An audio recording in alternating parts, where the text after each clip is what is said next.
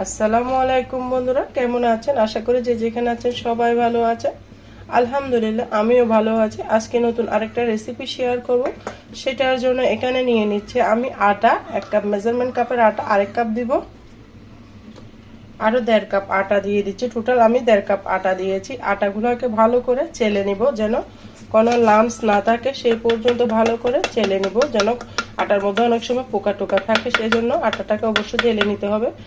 দেখতে পারতেছেন কতটা ময়লা বের হয়েছে। যারা নতুন তাদের উদ্দেশ্য বলেছে আটা সবসময় চেলে ব্যবহার করতে হয়, যে কোনো রুটি নাস্তা যেটাই বলেন।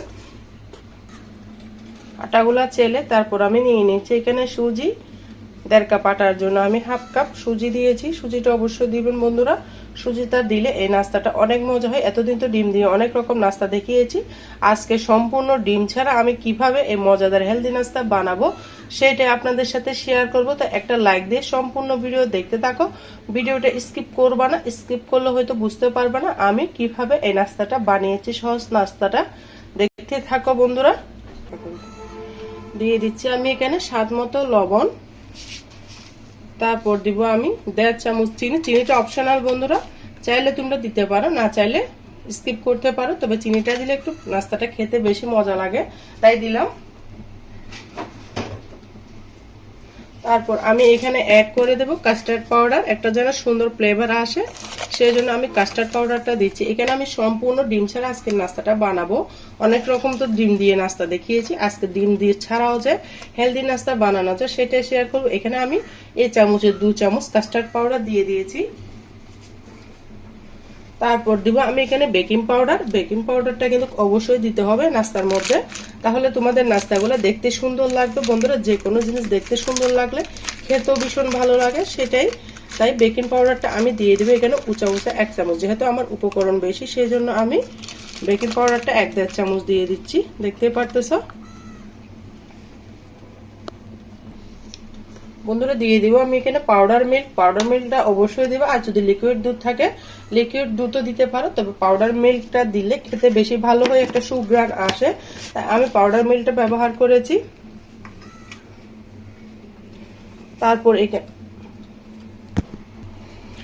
তারপর এখানে আমি বন্ধুরা দিয়ে দিব রান্নার রেগুলার তেল।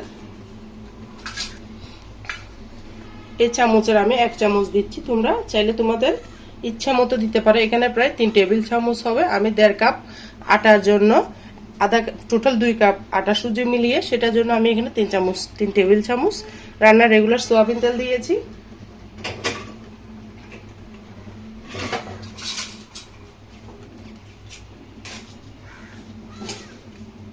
এই পর্যায়ে আমি দিয়ে দিব পানি, নর্মাল টেম্পারেচার যে পানি সেটাই দিয়ে দিয়েছি।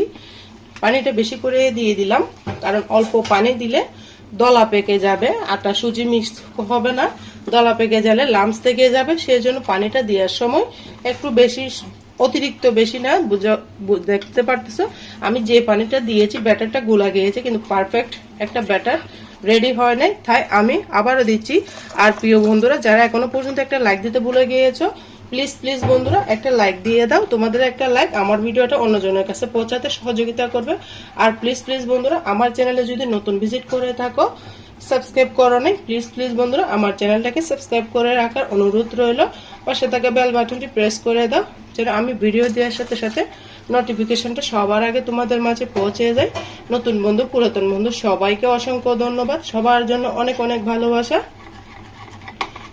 দেখতে পারতেছো প্রথমে পানিটা পারফেক্ট ভাবে দিয়েতে আমার গুঁড়াটা কত, মিশ্রণটা কত সুন্দর হয়েছে। আমি আর একটু পানি দিচ্ছি। ব্যাটারের ঘনত্বটা তোমাদেরকে দেখিয়ে দিব কতটা ঘনত্ব রাখতে হবে। আমাদের বাসায় সবসময় কিন্তু ডিম থাকে না, ডিম ছাড়াও যায় হেলদি নাস্তা বানানো যায়, সেটাই তোমাদের সাথে শেয়ার করতেছি। ব্যাটারটাকে ভালো মতো মিশ্রণটাকে মিশিয়ে নিতে হবে, যত ভালো ফেটাবে তত বেশি মজা হবে নাস্তাটা।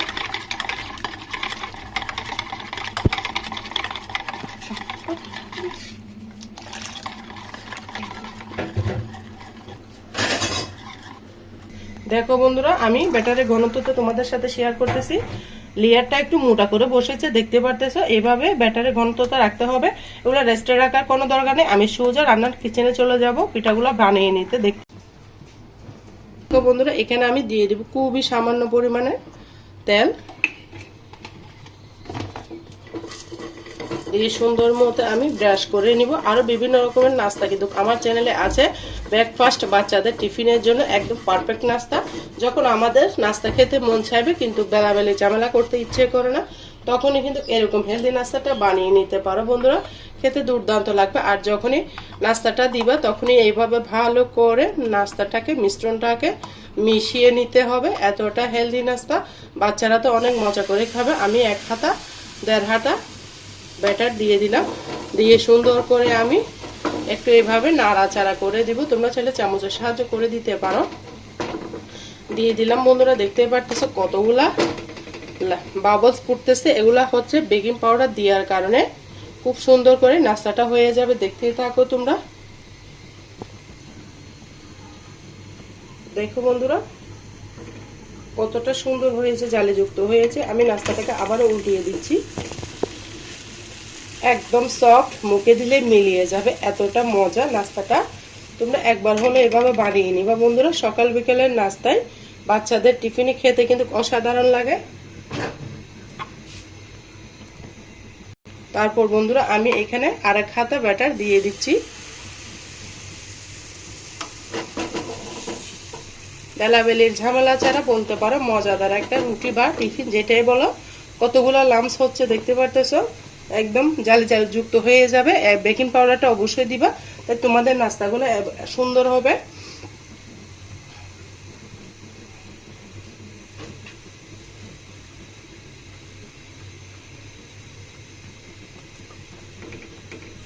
সামান্য একটু উঠিয়ে দিলে কিন্তু নাস্তাগুলো রেডি। দেখো বন্ধুরা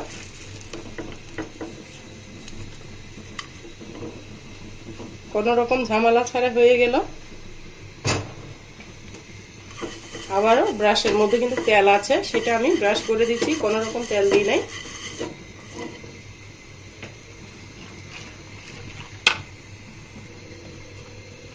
আবারও আমি ব্যাটারটা দিয়ে দিচ্ছি। একদম মসৃণ একটা ডো বানিয়ে নিবে, তাহলে তোমাদের নাস্তাটা কিন্তু একদম পারফেক্ট সুন্দর হবে। এইভাবে একটু ঘুরিয়ে দিলে হয়ে যাবে। আমি ঢাকা দিয়ে দিচ্ছি, ঢাকাটা দিলে তাড়াতাড়ি হবে। এবার আমি আবারও ঢাকনা দিয়ে উঠিয়ে নেব। দেখতে পারতেছো ঢাকনা দিলে একদম তাড়াতাড়ি হয়ে যাবে নাস্তাটা। একটু করে উল্টিয়ে দিলে হয়ে যাবে। আমি বড় করে করে বানিয়ে নিচ্ছি, তোমরা চাইলে ছোট করেও বানিয়ে নিতে পারো। দেখো কাস্টার্ড পাউডারটা দেওয়ার কারণে বন্ধুরা নাস্তাগুলোর কালারটা তোমরা দেখতে পারতেছো হয়তো কতটা সুন্দর এসেছে। আলতু হাতে এভাবে নাড়িয়ে দিতে হবে। দিয়ে আমার আবারও ঢাকনা দিয়ে ঢেকে দিলাম। দেখো বন্ধুরা এই নাস্তাটা তো অসম্ভব সুন্দর হয়েছে। আমি আবারও উঠিয়ে নিচ্ছি, কতটা জালিযুক্ত হয়েছে। আর একটা নাস্তা আমি দিয়ে দিচ্ছি। আর বন্ধুরা যতবার নাস্তাটা দিবা ততবার ব্যাটারটাকে একটু চামচ দিয়ে নাড়াচাড়া করে দিবা, কারণ সুজি দিয়েছি নিচের মধ্যে থকথকা হয়ে বসে থাকবে, তাই নাস্তাটাকে অবশ্যই নাড়াচাড়া করে দিবা। আবারও ঢাকা দিয়ে দেখো বন্ধুরা এরই মাঝে কিন্তু আমার নাস্তাগুলো বানানো হয়ে গেছে। আমি অফ ক্যামেরায় সমস্ত নাস্তা বানিয়ে নিয়েছি। দেখো এটাকে এভাবে ঘুরিয়ে দিচ্ছি, এটা বানিয়ে নিলে আমার নাস্তাগুলো বানানো হয়ে যাবে।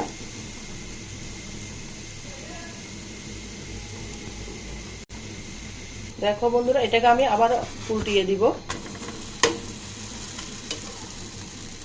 নাস্তা কিন্তু আমার বানানো হয়ে গিয়েছে। এক এক করে সমস্ত নাস্তা আমি বানিয়ে নিয়েছি। কতটা সুন্দর লাগতেছে দেখো নাস্তাগুলো, আমার তো দেখে লোভ লাগতেছে।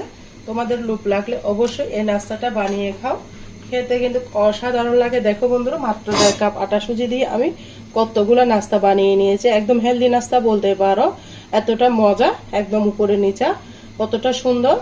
আর কাস্টার্ড পাউডার দিয়াতে একটা সুন্দর কালার এসেছে। তোমরা এইভাবে নাস্তাগুলো বানিয়ে খাও, খেতে অসম্ভব মজা হবে। আর কোনো রকম ঝামেলা হবে না সকাল বিকেলের নাস্তার জন্য।